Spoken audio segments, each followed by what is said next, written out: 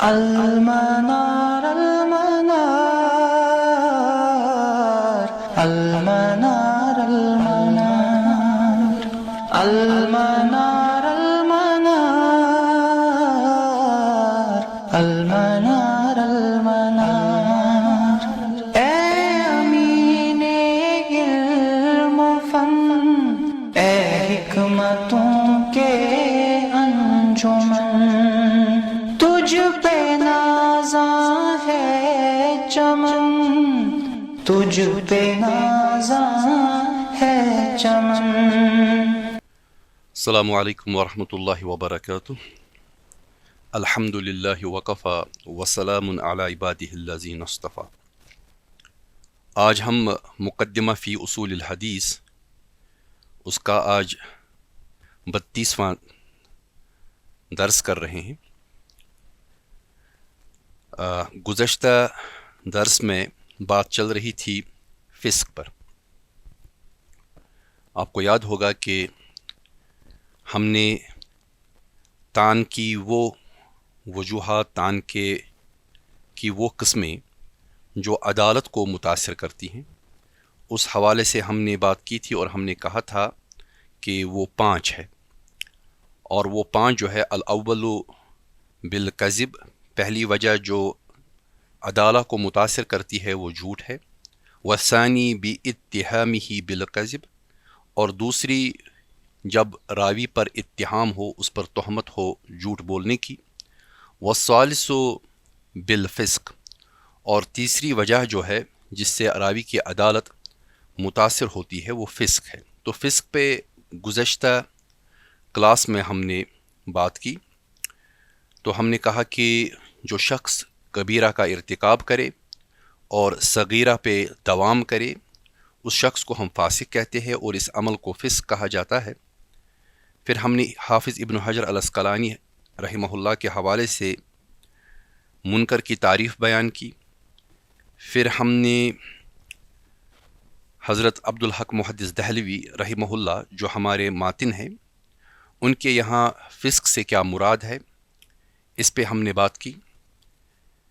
پھر ہم نے فسق اور کذب، جھوٹ اور فسق کے حوالے سے بات کی کہ ان کو علیحدہ کیوں بیان کیا گیا ہے، کیونکہ فسق میں جھوٹ بھی شامل ہے۔ پھر ہم نے اس کا حکم بیان کیا کہ ایسی حدیث کو منکر کہا جاتا ہے۔ آج چوتھی قسم جو ہے تان کی، اس پہ بات ہوگی، اور وہ ہے جہالت راوی، راوی کی جہالت۔ لفظ جہالت یہاں پر عربی معنی میں استعمال ہوا ہے، اردو یا کشمیری معنی میں نہیں ہوا ہے۔ تو جہالہ جو ہے، اس کے لغوی اعتبار سے اگر ہم اس جہالہ کو دیکھیں گے، الجہالہ لغتاً مصدر جہل یجہل۔ تو جب ہم بات کرتے ہیں اصطلاح میں، فن حدیث کے اصطلاح کے اعتبار سے، تو لغتاً اس کو آپ پہلے سمجھ لیجئے کہ لغتاً یہ مصدر ہے جہالہ، جہل یجہل کا، جہل یجہل، وہو ضد علم، علم کا ضد جہلہ ہے۔ یعنی جب ہم کہیں گے علم، اس کا مد مقابل عربی میں جہالہ آئے گا، یعنی ایبسنس آف علم، علم کا نہ ہونا، اس کو عربی جہالہ کہا جاتا ہے۔ تو اردو میں جہالت کچھ اور ہو سکتا ہے، کشمیری میں جہالت کچھ اور ہو سکتا ہے، لیکن عربی میں جہالہ کا معنی ہے عدم معرفتی، کہ کسی چیز کا نہ جاننا، اس کی معرفت نہ ہونا، تو اسی کو ہم جہالہ کہتے ہیں، یہ لغوی اعتبار سے۔ اور اگر ہم اصطلاح کے اعتبار سے دیکھیں تو ٹرمنالوجی حدیث کے فن میں جو استعمال ہوتی ہے، وہاں پر عدم معرفت عین الراوی او حالہ،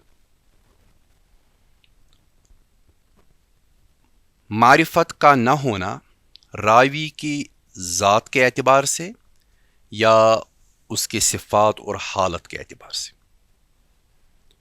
جب حدیث پہ بات کرنے والے شخص وہ محدث ہو یا کوئی راوی ہو، جب وہ حدیث پہ بات کرتا ہے اور اس کو معرفت نہ ہو راوی کی ذات کے اعتبار سے کہ راوی کون ہے، یا اس کو یہ پتہ تو ہے کہ راوی کون ہے لیکن یہ پتہ نہیں اس کو کہ راوی کی حالت کیا ہے، اس کے احوال کیا ہے، تو ایسی صورت میں اس حدیث کو اس صورت کو ہم جہالہ کہیں گے۔ تو یہ چیز اصل میں اس کو معرفت کے مد مقابل کھڑی کر دیتی ہے، معرفت جاننا اور جہالہ نہ جاننا۔ تو جب ہم کہتے ہیں عدم تو اس کا مطلب یہ ہے کہ ایبسنس، کس چیز کی ایبسنس؟ عدم معرفہ، معرفت جاننے کی ایبسنس۔ کس چیز کو جاننا؟ راوی کی ذات، خود راوی کو۔ جب آپ خود راوی کو نہیں جانتے کہ راوی کون ہے، یا اس کی حالت کو، اس کے احوال کو کہ راوی کیسا ہے، عادل ہے، فاسق ہے، ضبط والا ہے یا کثیر الغفلہ ہے، تو ایسی صورت میں ہم کہتے ہیں کہ یہ راوی جو ہے اس کے حوالے سے جہالت ہے، اس کے بارے میں جہالت ہے۔ تو یہ میں نے جسٹ لغوی اور اصطلاحی تعریف آپ کو بتائی۔ اب ذرا صاحب کتاب کو دیکھ لے کہ ہمارے ماتن کیا کہتے ہیں۔ ہمارے ماتن کہتے ہیں، چونکہ یہ چوتھی قسم بیان کر رہے ہیں، آپ کتاب کو دیکھ لیجئے۔ وَأَمَّا جَهَالَةُ الرَّاوِي، جہاں تک راوی کی جہالت کا تعلق ہے، فَإِنَّهُ أَيْضًا سَبَبٌ لِلطَّعْنِ فِي الْحَدِيثِ، فَإِنَّهُ پس یہ بھی، ایضاً یہ بھی، سببٌ ایک سبب ہے، لِلطَّعْنِ کہ طعن ہوتا ہے اس سے، فی الحدیث حدیث میں۔ تو جہالت ایک سبب ہے طعن کا، کس میں؟ حدیث میں۔ لِأَنَّهُ لَمَّا لَمْ يُعْرَفْ اسْمُهُ وَذَاتُهُ لَمْ يُعْرَفْ حَالُهُ۔ کیوں؟ کیونکہ جب نہ جانا جائے اسمہ، اس کا نام، راوی کا، کہ راوی کون ہے۔ ہماری راوی کی پہچان، جو ہمارا راوی ہوتا ہے اس کی پہچان اسماء و رجال کی کتاب پر ہے، اور اسماء و رجال میں کسی بھی راوی کو جب ڈھونڈنا ہے تو وہ نام کی بنیاد پر ہی ڈھونڈا جاتا ہے، اس کے لقب کی بنیاد پر، اس کی کنیت کی بنیاد پر اس راوی کو جانا جاتا ہے، لیکن ابتدا جس چیز سے ہوتی ہے وہ نام ہی ہے۔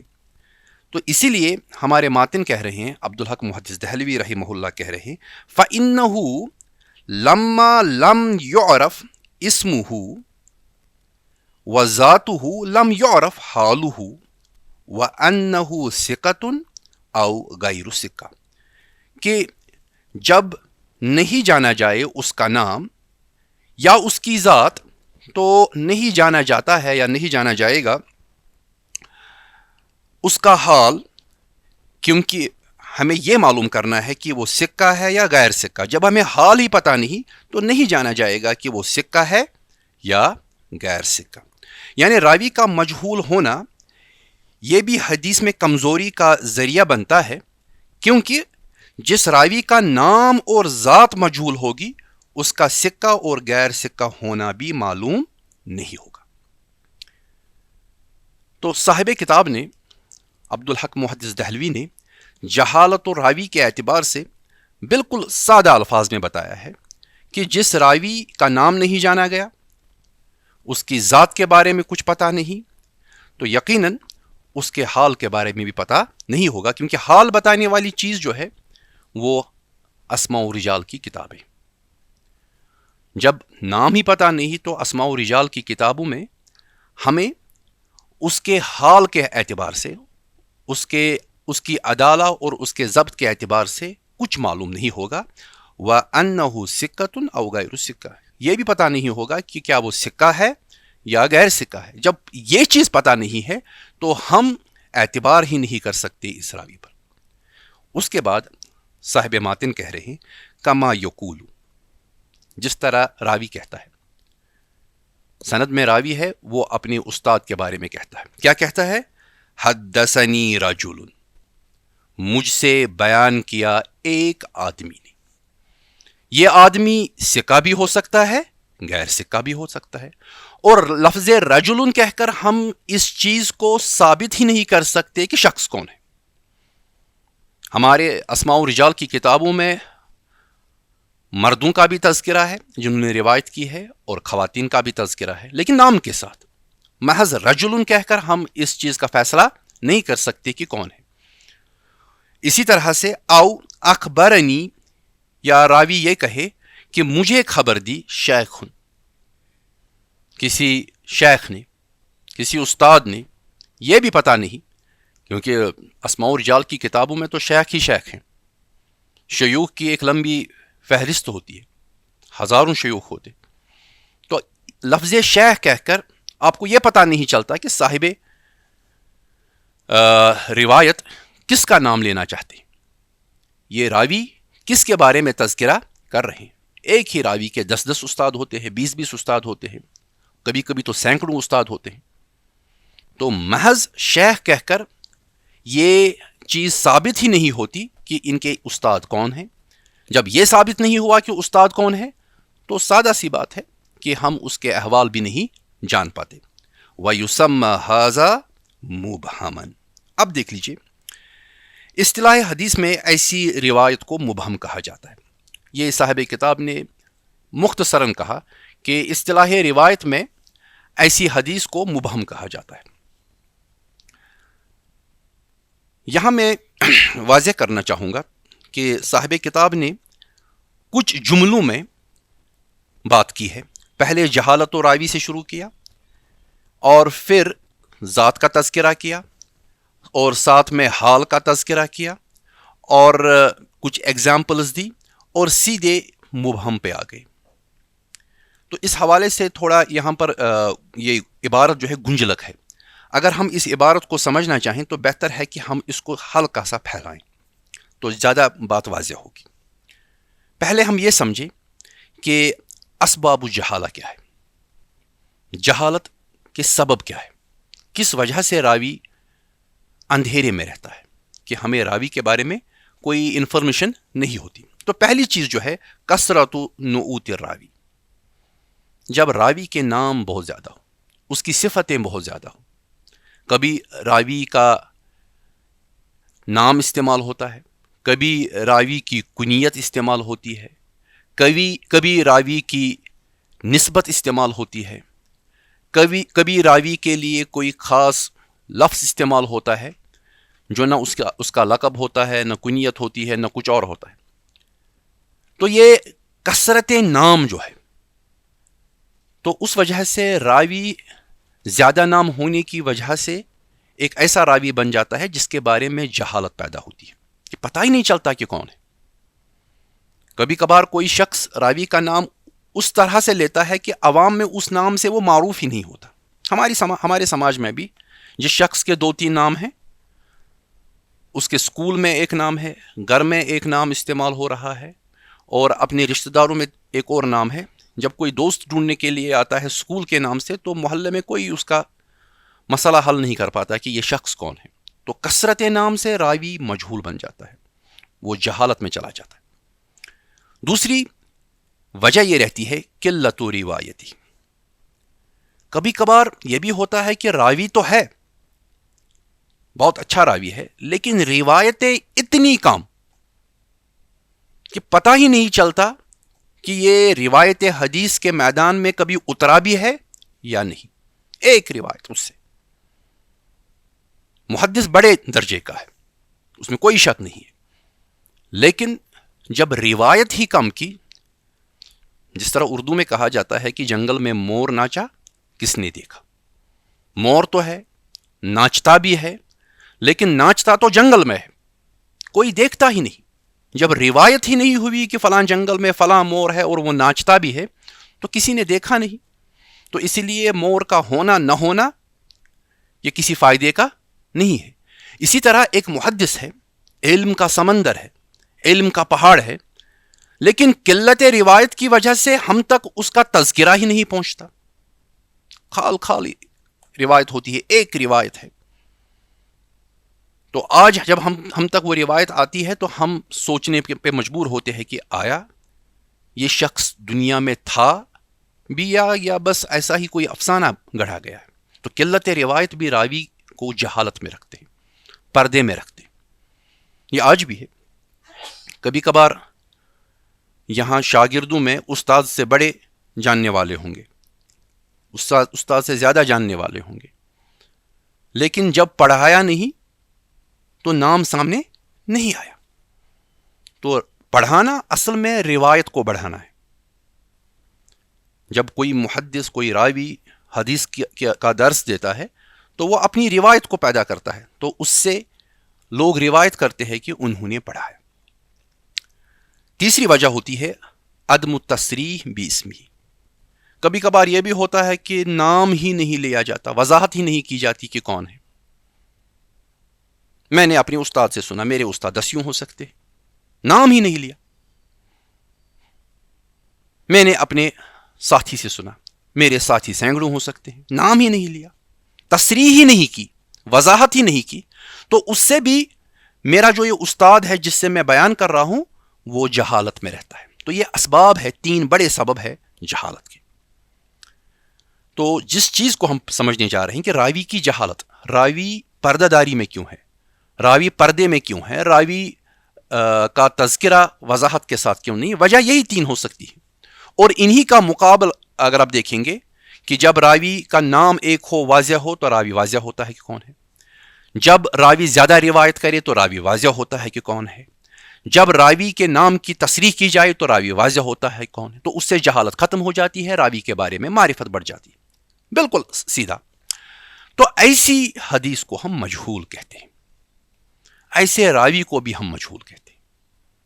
ایسے حدیث کو بھی مجہول کہا جاتا ہے اور ایسے راوی کو بھی ہم مجہول کہتے ہیں. تو مجہول کیا ہے؟ ہوا من لم تعرف عینہ او صفتہ. تو وہ راوی جس کی نہ ذات یا جس کے صفات نہ جانے گئے. تو جس راوی کی ذات کے بارے میں جہالت ہے، جس راوی کی صفت کے بارے میں جہالت ہے، اسی راوی کو ہم مجہول کہیں گے. تو جہالہ صفت ہے اور مجہول وہ راوی ہے جس کو جہالت کی صفت حاصل ہوئی ہے. وہ اس کے ذات کے اعتبار سے بھی ہوگا، عین کہتے ہیں ذات، خود اس کی ذات، اور صفہ کہتے ہیں اس کے احوال، اس کے احوال کے حوالے سے بھی. بھئی وہ عادل ہے؟ پتہ نہیں. وہ ضابط ہے؟ پتہ نہیں. وہ کون ہے؟ بھئی پتہ نہیں، نام بھی پتہ نہیں. یہ ہو سکتا ہے کہ نام پتہ ہو لیکن صفات پتہ نہیں، ایسا بھی ہو سکتا ہے. اور یہ بھی ہو سکتا ہے کہ نہ نام پتہ ہے نہ صفات پتہ ہے. تو جب ہم کہیں گے مجہول کا مطلب یہ ہے کہ وہ راوی جس کی نہ ذات یا جس کے نہ صفات معرفت میں ہو، جانے گئے ہو، تو ایسے راوی کو ہم مجہول کہیں گے. اب مجہول کی قسمیں، صاحب کتاب نے یہاں الگ الگ چیزوں کو بیان نہیں کیا. تو اسی لیے جب عبارت گنجلک بنی تو میں نے سمجھا کہ اس کو ہم الگ الگ کر کے سمجھ لیں. کیونکہ صاحب کتاب اگر آپ دیکھیں گے، جو میں نے ابتدا میں سلائیڈ دکھائی کہ وَأَمَّا جَهَالَةُ الرَّاوِي فَإِنَّهُ أَيْضًا سَبَبٌ لِلطَّعْنِ فِي الْحَدِيثِ لِأَنَّهُ لَمَّا لَمْ يُعْرَفْ اسْمُهُ وَذَاتُهُ لَمْ يُعْرَفْ حَالُهُ وَأَنَّهُ ثِقَةٌ أَوْ غَيْرُ ثِقَةٍ. پھر کہا کما یقول، جیسا کہ راوی کہتا ہے حدثنی رجل، مجھ سے ایک شخص نے بیان کیا، او اخبرنی شیخ، یا مجھ سے ایک شیخ نے بیان کیا. ویسمى ھذا مبہما، تو اس کو نام دیا جاتا ہے مبہم. تو یہاں جہالت راوی اور کچھ مثالیں بھی ساتھ میں ہیں، حدثنی رجل یا اخبرنی شیخ، اور ساتھ میں مبہم بھی ہے. تو عبارت گنجلک ہے، اس لیے یہاں پر ہم چیزوں کو ذرا پھیلائیں گے، ان کی تفصیل بیان کریں گے تاکہ وضاحت ہو. انواع المجہول، مجہول کی قسمیں کیا ہے؟ مجہول کی موٹی موٹی 3 قسمیں. لیکن میں آپ سے گزارش کروں کہ اگر آپ کتابیں دیکھیں گے تو وہاں پر اکثر لکھا ہوگا کہ مجہول کی 2 قسمیں. میں نے یہاں پر 3 قسمیں لی ہیں. اس کی وجہ ایک تو یہ ہے کہ اس سے سمجھنے میں آسانی ہوگی. دوسرا صاحب کتاب نے تینوں چیزوں کو ایک ساتھ جمع کیا ہے, اس وجہ سے میں نے 3 لکھی. پہلی قسم جو ہے وہ ہے مجہول العین, ذات کا مجہول ہونا, خود راوی کی ذات ہی مجہول ہے, جہالت میں, عربی والی جہالت میں. دوسری قسم ہے مجہول الحال, ذات تو پتہ ہے لیکن احوال پتہ نہیں, حال پتہ نہیں, صفات پتہ نہیں. اور تیسری قسم المبہم, یعنی کچھ بھی پتہ نہیں. اب ہم ایک ایک کر کے ان چیزوں کو سمجھنے کی کوشش کریں گے. پہلی قسم جو ہے مجہول العین, ہوا من ذکر اسمہ, یہ وہ ہے جس کا نام بیان کیا جائے, ولیکن لم یرو عنہ الا راو واحد, لیکن روایت نہ کیا گیا ہو اس سے سوائے ایک راوی نے. یہ ایک مسئلہ ہے فن حدیث میں کہ جب راوی کا نام پتہ ہو لیکن اس سے روایت کرنے والا صرف ایک راوی ہو, تو ایسی صورت میں ہم کہتے ہیں کہ یہ مجہول العین ہے. نام پتہ ہے کہ شخص کون ہے یہ پتہ نہیں. یہ قلت روایت کی وجہ سے بھی ہو سکتا ہے, یہ ناموں کی کثرت کی وجہ سے بھی ہو سکتا ہے. ایک روایت ایک نام سے, دوسری روایت دوسرے نام سے, ہمیں پتہ ہی نہیں کہ یہ 2 نام ایک ہی شخص کے. تو ایسی صورت میں ہم کہتے ہیں کہ یہ حدیث جو ہے مجہول العین ہے. ہمیں صرف نام پتہ ہے, نام تو معلوم ہے لیکن شخص کون ہے, محض نام سے شخص پہچانا نہیں جاتا. حدیث کے فیلڈ میں میں کہوں گا بھئی بلال ہمارا راوی ہے, بلال تو راوی ہے لیکن بلال کون ہے, بلال کی شخصیت کیا ہے, بلال مجھے پتا ہے, بس بلال کے علاوہ کچھ پتہ نہیں. وہ قابل اعتماد ہے بھی یا نہیں, ثقہ ہے غیر ثقہ ہے, بلال حدیث کے میدان میں کبھی گھسا بھی ہے کہ نہیں, بلال روایت حدیث کرتا ہے کہ بھی نہیں. تو یہ احوال ہمیں پتہ نہیں ہے. ہاں اس سے ایک روایت آئی ہے, ایک شخص دوسرا راوی ہے وہ اس سے روایت کرتا ہے, تو یہ ایک مسئلہ بن جاتا ہے اور ایسی حدیث کو ہم مجہول العین کہتے ہیں. میں مثال دوں گا, آپ کے لیے بات واضح ہوگی. سنن ابی داود میں حدیث نمبر 1494, ابو داود بیان کر رہے ہیں, بڑے محدث ہے, کہتے ہیں کہ حدثنا, ہم سے بیان کیا قتیبہ ابن سعید نے, قال حدثنا, اور قتیبہ کہتے ہیں کہ ہم سے بیان کیا ابن لہیہ. لہیہ مشہور ہے فن حدیث میں, ضعیف راویوں میں سے ہے. اور ابن لہیہ کہتے ہیں ان حفص ابن ہاشم ابن عتبہ ابن ابی وقاص, کہ ہم سے بیان کیا حفص ابن ہاشم ابن عتبہ ابن ابی وقاص نے, اور وہ بیان کرتے ہیں عن سائب ابن یزید, وہ بیان کرتے ہیں سائب ابن یزید سے, ان ابی, اور وہ بیان کرتے ہیں, سائب بیان کرتے ہیں اپنے باپ سے. تو ان کا باپ کون ہے؟ یزید. سائب ابن یزید جب ہے تو اس کا باپ یزید ہے.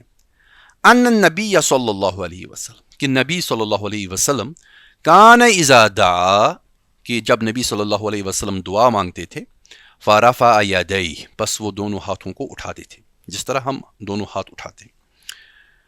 اس کے بعد مسح وجہہ بیدیہ, اور اس کے بعد ان دونوں ہاتھوں سے اپنے چہرے کو مس کرتے تھے, یعنی اس کو چہرے کو چھوتے تھے, چہرہ اپنے دونوں ہاتھ چہرے پر پھیرتے تھے. یہ حدیث ہے ابو داود کی. اس میں ایک راوی ہے, غور سے دیکھ لیجئے, ایک ہے ابن لہیہ, دوسرا ہے حفص, اور تیسرا ہے سائب.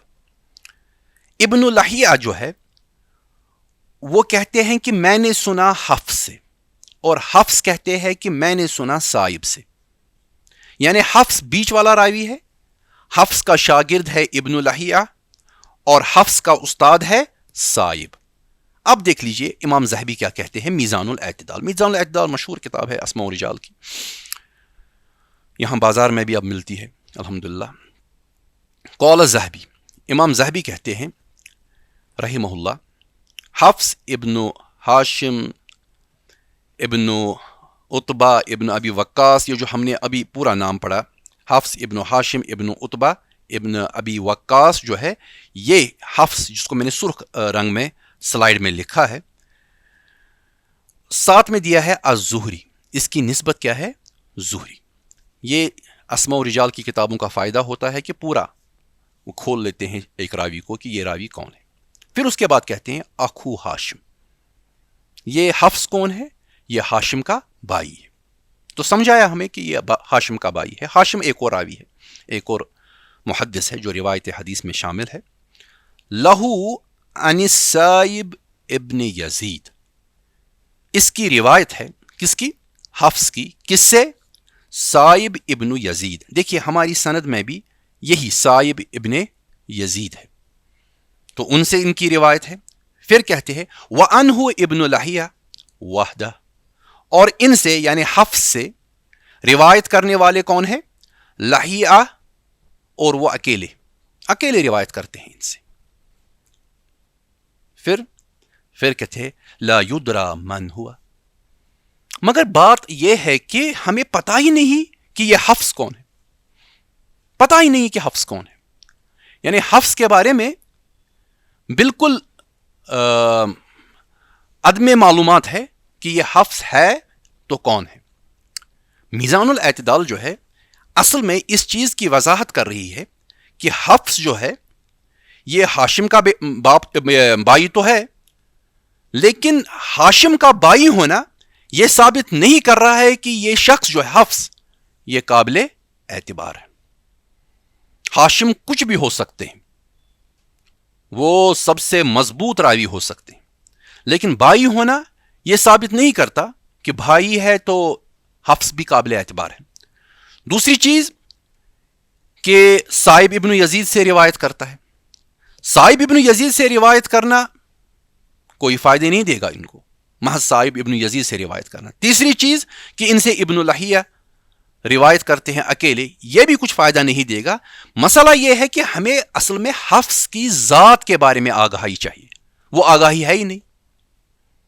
تو اسی لیے امام زہبی نے ان کے بارے میں ایک ایسا سٹیٹمنٹ دیا ہے جس سے یہ پتا چلتا ہے جو ہماری تعبیر ہے، جو ہماری تعریف ہے مجہول العین کی، وہ کیا ہے؟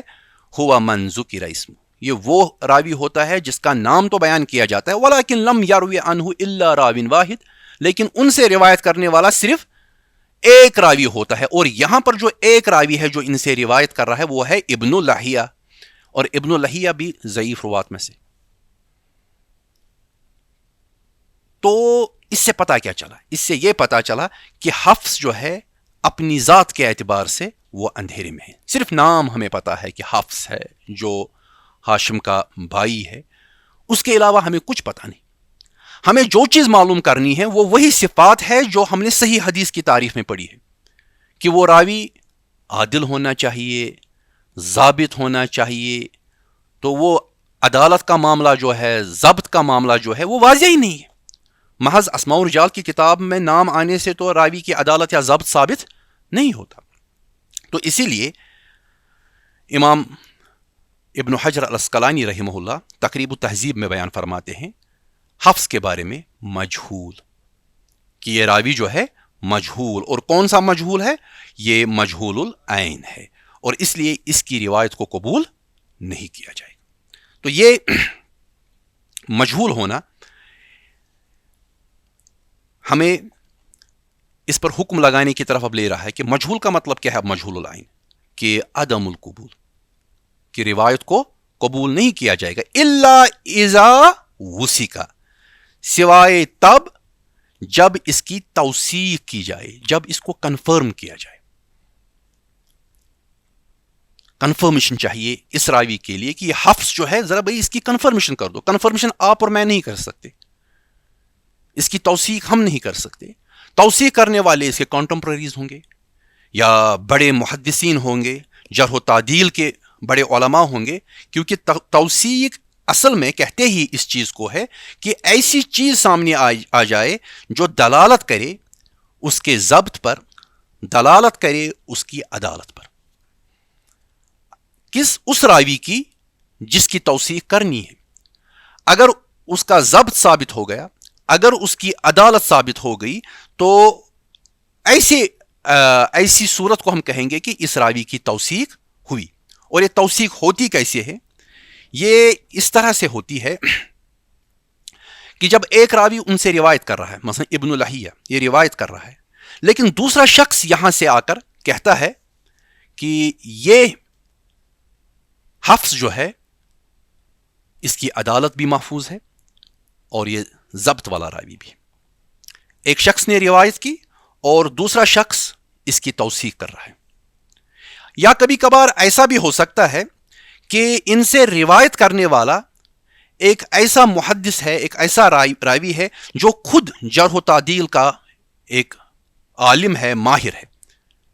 جب وہ ان سے روایت کرے یا جب وہ ان سے توثیق بھی کرے اور ان سے روایت بھی کرے، لیکن عالم بڑا ہے، مثلا امام بخاری جیسا شخص یہ کہہ رہا ہے، یہ ان سے روایت کر رہا ہے، محض ان کا روایت لینا دلالت کرتا ہے اس چیز پہ. امام بخاری نے اس شخص کا، اس راوی کی روایت کو امام بخاری نے صحیح البخاری میں لایا، تو بڑے امام ہیں جرح و تعدیل کے، تو دلالت ہو گئی، توثیق ہو گئی اس شخص پر کہ یہ شخص جو ہے اپنی عدالت کے اعتبار سے بھی، اپنے ضبط کے اعتبار سے بھی قابل اعتبار ہے. تو ایسی صورت میں توثیق ہوتی ہے.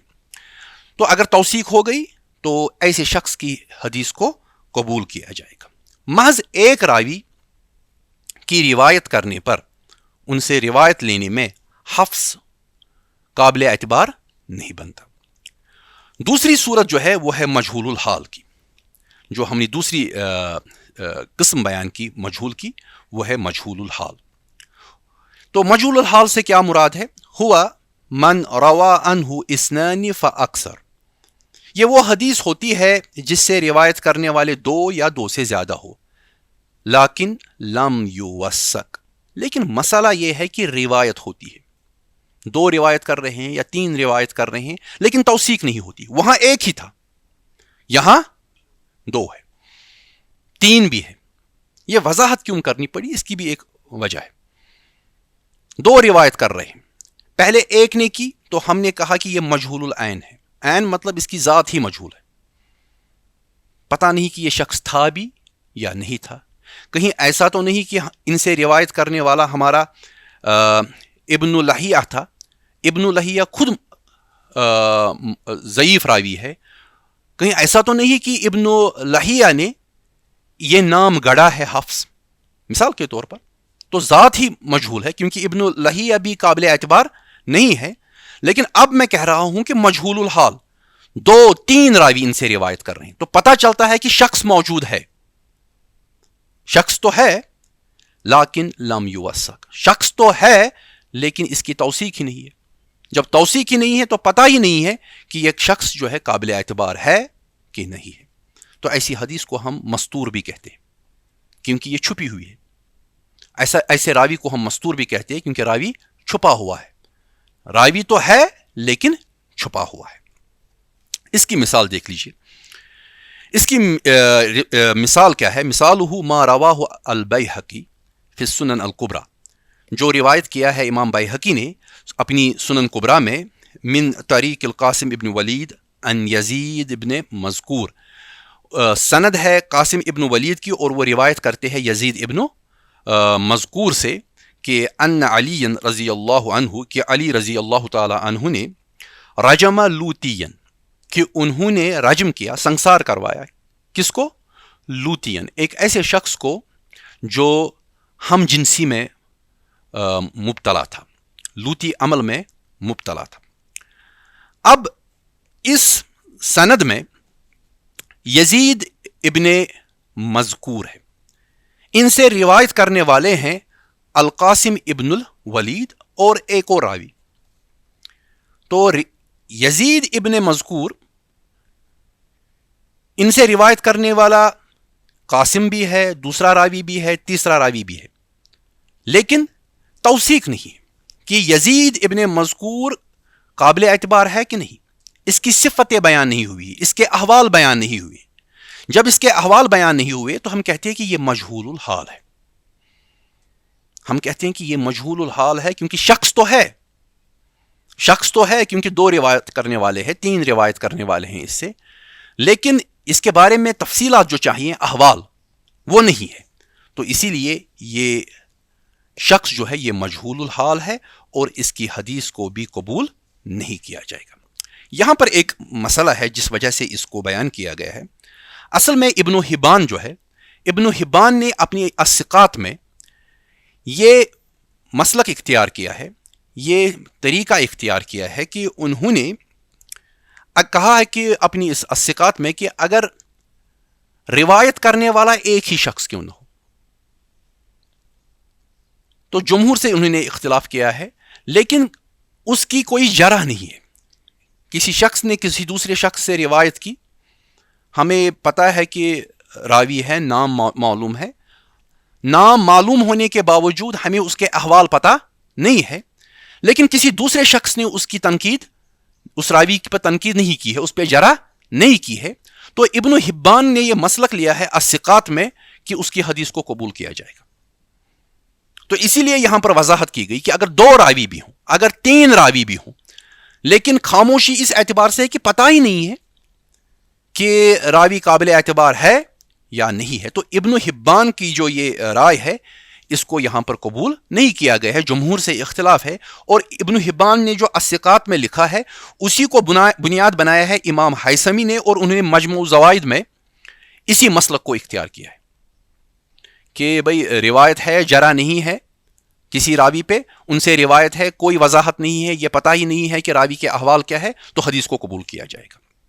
تو یہ چیز درست نہیں ہے. امت جو ہے، جمہور جو ہے، وہ اس میتھڈالوجی کو قبول نہیں کرتے ہیں. وہ چاہتے ہیں کہ کم سے کم توثیق ہو، کوئی بڑا امام اس کی توثیق کرے. اگر ایسا نہیں ہے تو اگر ایک روایت کر رہا ہے، دوسرا امام اس کی توثیق کر لے، تو اس صورت میں حدیث کو قبول کیا جائے. یہ نہیں کہ خود ایک راوی روایت بھی کر رہا ہے، توثیق بھی کر رہا ہے، کیونکہ ہر ایک راوی اپنے استاد کی توثیق ہی کرتا ہے. میں اپنے استاد کا نام لوں گا، میں قطعاً اس کی تنقید نہیں، اگرچہ اس میں کمزوریاں بھی کیوں نہ ہو، میں نہیں کروں گا. ہاں، جب تک نہ کوئی بڑا شخص ہو جس کو کوئی فرق پڑنے والا نہیں ہے جب وہ یہ کہے گا کہ میرا استاد، یہ استاد کمزور تھا، اس میں یہ کمزوری تھی، مثلا امام بخاری جیسا شخص کہے، امام احمد بن حنبل جیسا شخص کہے، یا کوئی اور کہے جو بڑا نام ہے. چھوٹے چھوٹے آدمی جو ہے وہ کبھی اپنے استاد کی تنقید نہیں کرتے. تو اسی لیے اگر کوئی راوی روایت کر رہا ہے اپنے استاد سے اور وہ خود توثیق نہیں کر رہا ہے، دوسرا توثیق کر رہا ہے، تو اس وقت ان کی بات کو قبول کیا جائے گا کہ بھئی ٹھیک ہے، اس روایت کو لیا جائے گا. اور تیسری قسم جو ہے وہ ہے مبہم، المبہم، جو میں نے یہاں پر جمع کر لی اس کے ساتھ. اور وہ کیا ہے؟ ہوا من لم یصرح باسمہ فی الحدیث.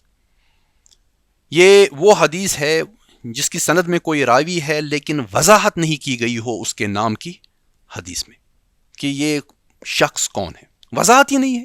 کہا گیا کہ بھئی، جیسا کہ ہمارے صاحب کتاب نے کہا، جو میں نے اس سے پہلے عبارت پڑھی، اخبرنی شیخ، کہ مجھ کو خبر دی ایک استاد نے، یا یہ کہا گیا کہ حدثنی رجل، مجھ سے بیان کیا کسی شخص نے. یہ وضاحت ہی نہیں کی کہ یہ شخص کون ہے. محض رجل کہہ کر یا شیخ کہہ کر یا محدث کہہ کر ہم یہ نہیں کہہ رہے ہیں کہ یہ شخص کون ہے.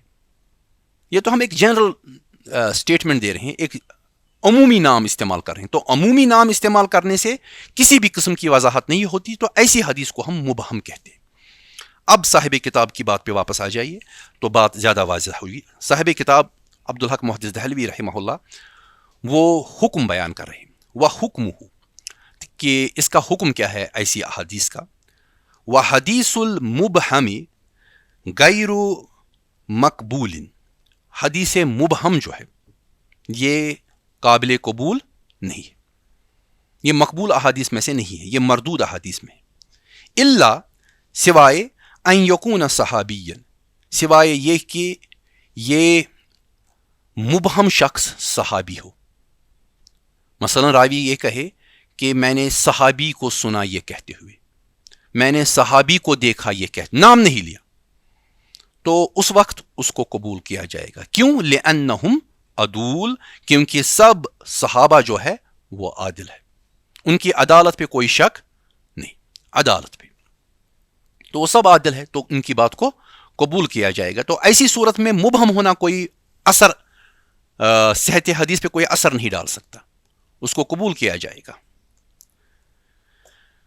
مزید صاحب کتاب بیان فرما رہے ہیں وَإِن جَاءَ الْمُبْهَمُ بِاللَّفْظِ التَّعْدِيلِ كَمَا يَقُولُ أَخْبَرَنِي عَدْلٌ، وَإِن اور اگر جاء المبہم، مبہم آئے، مبہم یہ جو راوی ہے جس کا نام نہیں لیا گیا ہے، باللفظ تعدیل، عدالت کے ساتھ، اس کا نام ہی لیا گیا ہو عدالت کے ساتھ، یعنی وضاحت کی گئی ہو اس کی عدالت کی، کما یقول جیسا کہ راوی کہتا ہے اخبرنی عدل، مجھ کو خبر دی ایک عادل راوی نے، او حدثنی ثقۃ، یا مجھ سے بیان کیا ثقہ راوی نے، ففیہ اختلاف، پس اس میں محدثین کے یہاں اختلاف ہیں، آپ میں اور مجھ میں نہیں، کس کے یہاں؟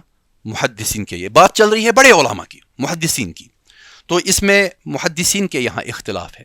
والاصح، اور سب سے صحیح قول، اب دیکھیے لفظ بھی استعمال کیا ہے، یہ نہیں کہا صحیح کیا ہے، کہا کہ سب سے زیادہ صحیح قول، یعنی دوسرے کا رد بھی نہیں کیا، بالکل عزت و احترام کے ساتھ بیان کیا۔ والاصح، اور سب سے صحیح قول ہے انہ لا یقبل، کہ اس کو قبول نہیں کیا جائے گا۔ مثلا میں کہہ رہا ہوں کہ میرے استاد نے کہا، تو استاد کے بارے میں کہہ رہا ہوں کہ وہ عادل ہے، میں نے استاد کا نام نہیں لیا، بس یہ کہا کہ عادل، میں تو اپنے استاد کی تعریف کروں گا ہی، تو محض یہ کہنا میرا کہ مجھ سے عادل نے بیان کیا، یعنی عدل والے، عدالت والے راوی نے بیان کیا، یہ کوئی فائدہ دینے والا نہیں ہے۔ سب سے صحیح بات یہ ہے کہ انہ لا یقبل، اس کو قبول نہیں کیا جائے گا، کیوں؟ لأنہ یجوز، کیونکہ یہ جائز ہے، ان یکون عدلا فی اعتقادہ لا فی نفس الامر، کہ یہ ممکن ہے، یہاں پر ہم یجوز کا ترجمہ ممکن کریں گے، لأنہ، کیونکہ یجوز یہ ممکن ہے، ان یکون عدلا فی اعتقادہ، کہ وہ اس راوی کے اعتقاد میں، اس کے اپنی سوچ سمجھ میں وہ عادل تو ہو سکتا ہے وہ راوی، لا فی نفس الامر، لیکن حقیقت میں وہ عادل نہیں ہو سکتا۔ میں اپنے استاد کی تعریف کروں گا، مجھے یہ گمان ہے، میرا اعتقاد ہے کہ وہ صحیح راوی ہے، ثقہ راوی ہے، عادل راوی ہے، عدالت والا راوی ہے، لیکن یہ میرا گمان ہے، میرا اعتقاد ہے۔ نفس الامر جو ہے، یعنی حقیقت جو ہے، نفس الامر کہتے ہیں حقیقت کو، معاملے کی اصلیت جو ہے، حقیقت جو ہے، وہ قابل اعتبار نہیں۔ تو محض میرا یہ کہنا کہ مجھ سے عادل راوی نے بیان کیا، مجھ سے ثقہ راوی نے بیان کیا، یہ کوئی فائدہ نہیں دے گا جب تک نہ دوسرا کہنے والا، تیسرا کہنے والا یا کوئی بڑا امام یہ کہے کہ وہ عادل ہے، ثقہ ہے۔ وَإِن قَالَ ذَلِكَ إِمَامٌ حَاذِقٌ قُبِلَ، اور اگر یہی بات کہے کون؟ ایک ماہر امام، بڑا محدث، جرح و تعدیل کا امام، قُبِلَ، تو بات کو قبول کیا جائے گا۔ میرا کہنا کوئی یہ اس طرح سے ہے کہ ہمیشہ شاگرد اپنے استاد کی تعریف کرتے ہیں، وہ تعریف کے پل باندھتے ہیں اپنے استاد کے لیے، لیکن وہی ان کو جانتا ہے جو ان سے اوپر ہوتے ہیں، جو ان استادوں کے بھی اساتذہ ہوتے ہیں، تو وہ وضاحت کر دیتے ہیں کہ بھئی یہ جو استاد ہے جس کا تذکرہ یہ شاگرد کر رہا ہے، وہ استاد اصل میں کیا ہے۔ آپ خود دیکھ لیجئے، آپ کی آرا بدلتی رہتی ہے لوگوں کے بارے میں۔ ایک زمانہ تھا کہ آپ کسی اپنے استاد کو بہت ہی اونچا گمان کرتے تھے، بہت ہی بلند مرتبہ گمان کرتے تھے، لیکن وقت گزرنے کے ساتھ ساتھ جب اس کی ذات یا جب اس کا حال احوال آپ کے سامنے کھل گئے تو آپ کی رائے بدل گئی۔ تو یقیناً جب بڑا امام ہوگا تو اس کا جو نظریہ ہوگا، اس کا جو زاویہ ہوگا، اس کا جو اسپیکٹرم ہوگا، اس کا جو کینواس ہوگا، تو وہ بڑا ہوگا، تو یقیناً اس کی گرفت میں وہ چیزیں بھی آتی ہیں جو ایک شاگرد کی گرفت میں نہیں آتی۔ تو اسی لیے صاحب کتاب نے یہاں وضاحت کر دی کہ جب کوئی امام حاذق بات کرے تو اگر وہ عدالت کے ساتھ کہے کہ حدثنی ثقہ، یا یہ کہے اخبرنی عدل، تو ایسی صورت میں بات کو قبول کیا جائے گا۔ تو اس میں یہاں پر مجھے یہ جو جہالت و راوی ہے، چونکہ ہمارا متن جو ہے یہ عبدالحق محدث دہلوی صاحب کا ہے اور وہ حنفی عالم ہے. تو اس میں کچھ تفصیلات ہے جہالہ کے اعتبار سے. تو کچھ تفصیلات ایسی ہیں جن کا تعلق اصل میں اصول فقہ کے ساتھ ہے. تو اصول فقہ میں امام سرخسی نے اس کی وضاحت کی ہے اصول سرخسی میں. اگر چونکہ میرا وہ موضوع نہیں ہے، میں اس میں بھی جاتا لیکن میرا وہ موضوع نہیں ہے. اگر آپ اصول سرخسی کھولیں، پہلی ہی ابتدا میں ہی آپ کو ان چیزوں پر بحث ملے گی. آپ انڈیکس دیکھ لیجئے اور وہاں پر جہالت و راوی دیکھ لیجئے، تو آپ کو اصول سرخسی میں کچھ چیزیں ملیں گی، 4-5 کچھ وضاحتیں ملیں گی، تفصیلات ملیں گی جو حنفی مسلک کے یہاں ان کے یہاں جو راوی مجہول ہوتا ہے اور اس کی روایت کے اعتبار سے ان کے کچھ خاص نظریات اور تفصیلات ہیں، وہ ذرا دیکھ لیجئے گا، وہ آپ کے لیے فائدہ مند ہوگا. بہرحال کتاب میں جو متن دیا گیا تو اس کی ہم نے وضاحت کر دی. تو بات کو یہیں پر مکمل کرتے ہیں. اگر آپ کے ذہن میں کوئی سوال ہے تو آپ پوچھ سکتے ہیں. وآخر دعوانا ان الحمد للہ رب العالمین. السلام علیکم ورحمۃ اللہ وبرکاتہ. المنار المنار المنار المنار المنار المنار المنار.